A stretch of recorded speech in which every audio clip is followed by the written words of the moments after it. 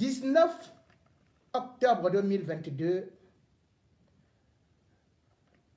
le tribunal en ébullition, parce que Maurice Kamto était bel et bien là, pas pour se défendre, mais pour défendre ceux qui défendent la liberté, la démocratie et qui veulent voir le changement à travers la Renaissance.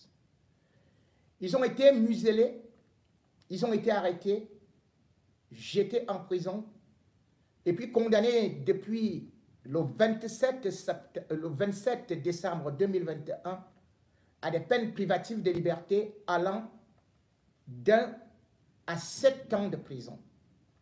Certains n'ont pas vu leurs enfants, si oui, juste devant la barre.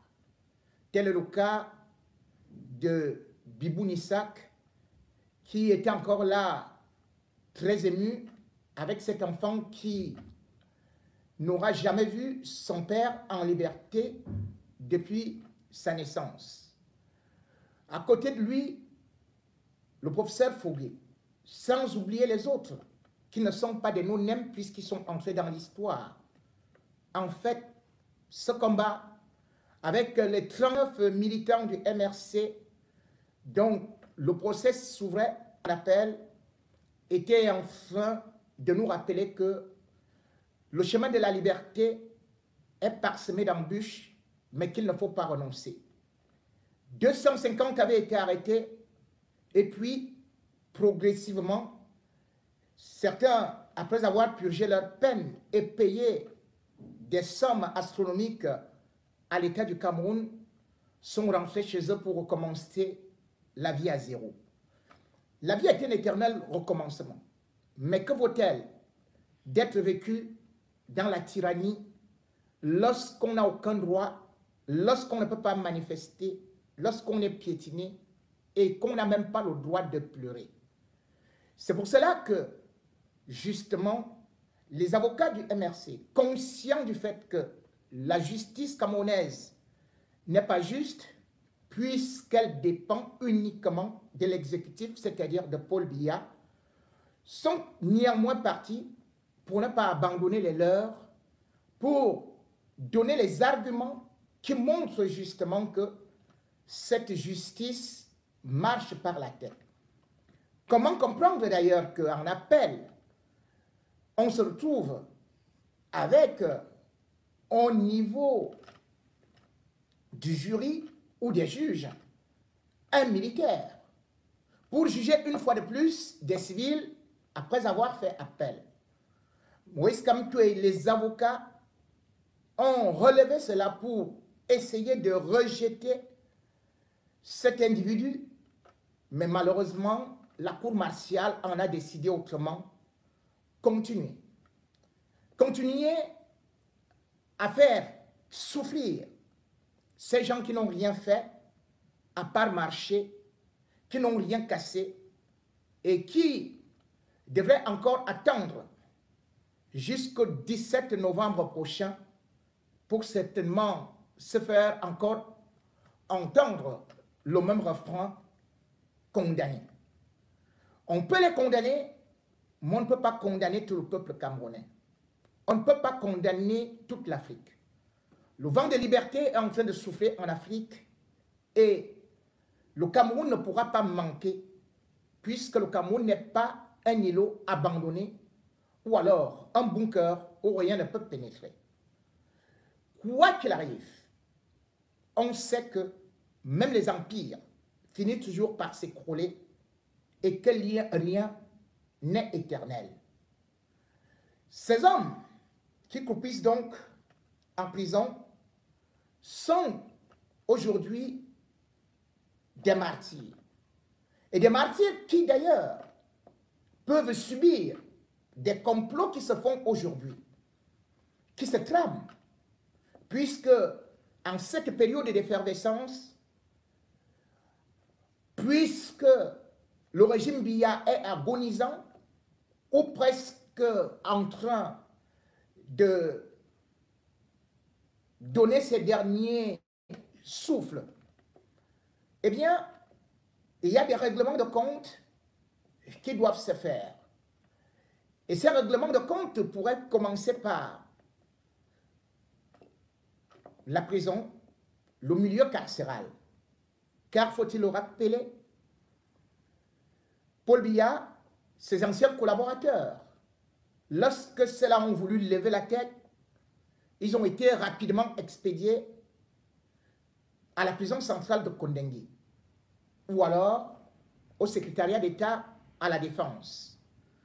Cette façon de museler des populations peut aussi être un danger puisque ces gens ont de sérieuses sommes d'argent, des fortunes dispatchées, éparpillées ou alors cachées, non seulement à travers des comptes bancaires au Cameroun, mais aussi à l'étranger, et des gens capables de pouvoir entretenir une rébellion. Ils se retrouvent donc en prison, attendant un moment opportun, puisque devant eux et ceux qui les gardent, on voit que ils peuvent sortir à tout moment. Ils peuvent organiser une mutinerie à tout moment. On a pu le vérifier rien qu'avec quelques anglophones qui avaient essayé de manifester. Eh bien, le régime Biya était en panique et on avait dû d'ailleurs accuser Mamadou Mota comme étant un complice, alors qu'il n'avait rien à voir avec les prisonniers politiques anglophones. Au moment où je vous parle, des informations nous parviennent qu'il peut avoir une mutinerie à la prison centrale de Kondengui et on fera donc finalement appel à l'armée, à la police, qui vont tirer sur tout ce qui bouge. Ceci n'est pas une nouveauté, puisqu'on a pu le constater à d'autres périodes. Mais en ce moment, la prison centrale de Kondengui est en ébullition. J'avais déjà donné l'alerte concernant une prison dans les régions anglophones. Et j'avais parlé d'une évasion qui était programmée. Les autorités camerounaises n'ont jamais eu à prendre au moins la mesure pour que cela ne se fasse pas. Ainsi, en Europe, on a pu constater une évasion spectaculaire de 160 prisonniers qui d'ailleurs avaient mis le feu dans les bâtiments. Et qu'est-ce qu'on avait constaté?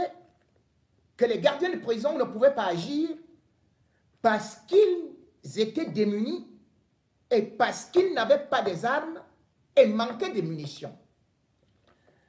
Le gouverneur avait fait une sortie pour supplier les prisonniers de rentrer en prison et qu'ils devraient aller cette fois-ci au niveau de Bamenda.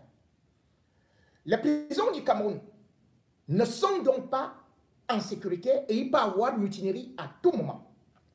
La prison centrale de Kondengui, créée en 1968, a été conçue uniquement pour 1000 places. Or, cette prison se retrouve déjà à plus de 6000 personnes qui s'entassent et où malheureusement le gardien de prison n'a pas les moyens. Payé à moins de 150 000 francs CFA, eh bien il est à la portée de tout le monde, à la portée de tous les malfrats. Puisqu'il faut quand même se dire qu'un lieu de détention, c'est un endroit où on trouve non seulement des violeurs, on trouve des braqueurs, on trouve des assassins, on trouve des détourneurs de fonds, on peut aussi retrouver des innocents, mais en majorité, c'est des gens qui peuvent avoir des choses à se reprocher et qui sont prêts à tout pour sortir de là. Justement, il y a 72 heures, il y a eu une tentative d'évasion à la prison de Kondengui. C'était un avertissement, puisque là, ce ne sont pas les gigantosaures du régime qui sont enfermés là-bas qui ont organisé. Mais ils ont juste voulu voir comment ça va s'organiser. Comment est-ce que l'État du Cameroun peut réagir. Et ils ont eu satisfaction à savoir que l'État du Cameroun ne pourra pas réagir. Si oui, ce sera uniquement dans le cas où il faudrait venir tirer. Effectivement, lorsqu'il y a eu ce mouvement, on a constaté que la prison centrale de Kondengui n'était pas dotée des moyens. Parce que la prison centrale de Kondengui n'a pas d'armes. En fait, une prison de cette envergure, nous apprendons, n'a que 6 armes, issues du Néandertal, et qui plus ne peuvent pas faire des tirs de sommation. Ce qui veut dire que, en cas d'évasion, ce sera une catastrophe. Et d'ailleurs, on a souvent vu que lorsqu'on fait des fouilles à la prison de Kondengui et dans des quartiers populeux comme le Kosovo, c'est-à-dire le quartier 8 et le quartier 9, où il y a au moins 3000 personnes qui s'entassent, où on vend de la drogue, où il y a des armes. Oui, il y a des armes à l'intérieur de la prison. Que ce soit des armes à feu, des armes blanches ou encore de la drogue, vous pouvez la voir parce que la fouille au niveau de la porte d'entrée, l'État du Cameroun ne met pas de moyens, même pour détecter certains métaux. Et au-delà de ça, les gardiens de prison étant totalement eux-mêmes pauvres et à la merci de certains grands bandits, eh bien, ils collaborent pour pouvoir laisser entrer des armes dangereuses qui pourront agir en temps opportun. Certainement, il y a des ministres qui seront en danger, puisque l'important pour eux également, ceux-là qui voudraient prendre le pouvoir après Biya, c'est que ceux qui sont en prison ne puissent pas avoir moyen de pouvoir se jeter dans la compétition parce qu'ils sont puissants, parce qu'ils ont occupé de grands postes dans le gouvernement, qu'ils ont laissé des ramifications dans l'armée, où d'ailleurs ils ont nommé les plus grands officiers. Je pense par exemple à Mepengo, qui a été à la fois ministre de la Défense, délégué général de la Sûreté nationale, sans même oublier qu'il a été aussi, ce qu'on peut dire, l'un des bras droits de Biya, puisqu'il était là comme directeur du cabinet civil. De par son enrichissement, et aussi tous les autres qui sont là-bas, qui surfent là, eh bien, ils sont prêts à se jeter dans la compétition, mais compte tenu que ceux qui sont en train de guetter sont en train de les surveiller et savent que le danger peut venir de la prison, eh bien, on pourra donc venir, suite à une évasion que eux-mêmes ils auraient organisée, à battre des innocents. Je le dis aujourd'hui pour que demain, on ne dise pas que c'est un accident, mais qu'on dise que c'est un plan de massacre bien organisé par le régime en place. Comment peut-on comprendre qu'il manque d'armes à la prison et que même pour faire une simple fouille, on était obligé de faire appel à la police, et on était obligé de faire appel aux unités de gendarmerie, et quand il y a une tentative d'évasion, eh bien, on attend des interventions qui viendront de l'extérieur. Parce que, justement, la prison centrale de Kondengui est un véritable mouroir en abattoir. La prison de Kondengui ne devrait pas recevoir à la fois et les militaires, et les civils, et les terroristes, tous mélangés dans une promiscuité qui ne dit pas son nom. Des condamnés à mort, à ceux qui n'ont même jamais été jugés, mais qui ont été juste jetés en prison parce que quelqu'un a de longs bras et parce qu'il veut montrer qu'il est puissant. Donc ceux qui sont supposés, parce qu'ils ne sont pas encore condamnés, donc ils sont innocents, ils sont des présumés innocents, ils se retrouvent avec des gens qui sont condamnés à 20, 30, 50 ans de prison, voire condamnés à mort. Est-ce que ces gens du MRC pourront s'en sortir? Nous espérons. que le Seigneur va les protéger. Et nous appelons la communauté internationale à témoin pour que Biya soit responsable de ce qui va arriver, de ce qui est en train de se préparer. Il ne faudrait pas qu'on dise que je n'avais pas averti ou qu'il n'était pas au courant, puisque chacun d'entre eux écoute mes directs. Chacun d'entre eux analyse mes directs, enregistre mes directs et ils font des fiches de renseignement pour envoyer auprès de la hiérarchie. Pour les militants du MRC, n'ayez pas peur.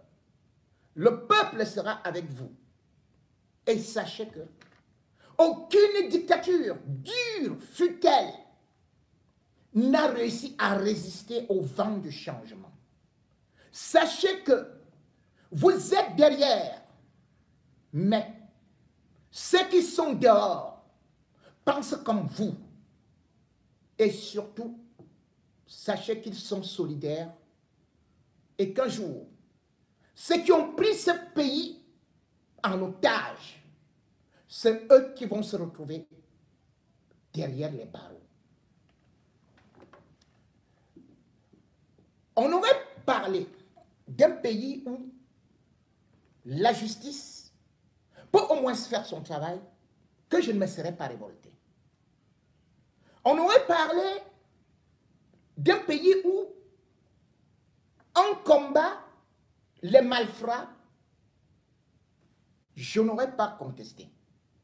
Mais comment comprendre que le Cameroun, ceux qui sont supposés incarner la loi, ou plutôt mettre hors d'état de nuire les hors-la-loi, soient même eux-mêmes les premiers hors-la-loi?